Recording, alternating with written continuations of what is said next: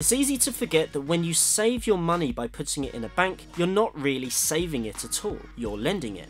You deposit your money in the bank and you get credited, but behind the scenes your money actually goes into a big pool which the bank loans out to others. They always have to keep some in reserve, but say you give them £100 and their reserve requirement is 10%. Then the bank can lend out £90 to someone else. It all gets messy when banks invest in something that goes bust. If enough money isn't coming back in, then they've spent your money and can't give it back. Most banks have insurance to protect your cash, but only last year Cyprus's banks found themselves in massive debt and so took almost half of people's savings. That added up to something like €4 billion.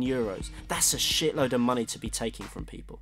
It's crazy when you realise that the amount of money that flows throughout our communities is actually more than physically exists. Of course, this is world debt. At the time we put this together, it stood at something like 54,251,841,590,422 US dollars. But it goes up by hundreds of thousands each second.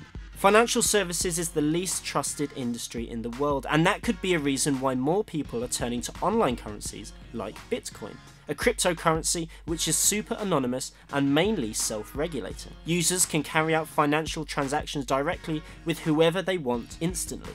Of course, this opens the doors for illegal activity like drug trades, which go undetected, and maybe that's why governments are so critical of it. Or maybe it's because they're no longer in control.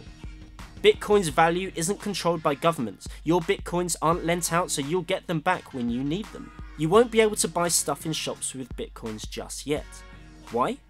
Because there's so few of them, and they're so new it doesn't take much for their value to jump around. On April 9th, 2013, they were $230 per coin, 6 days later $68, and then 8 months later they were $1,147 each.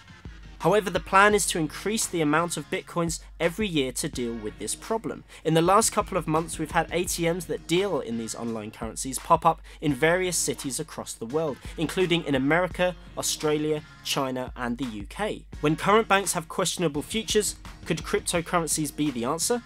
What would you like to use? Click the link in the description to find out your options.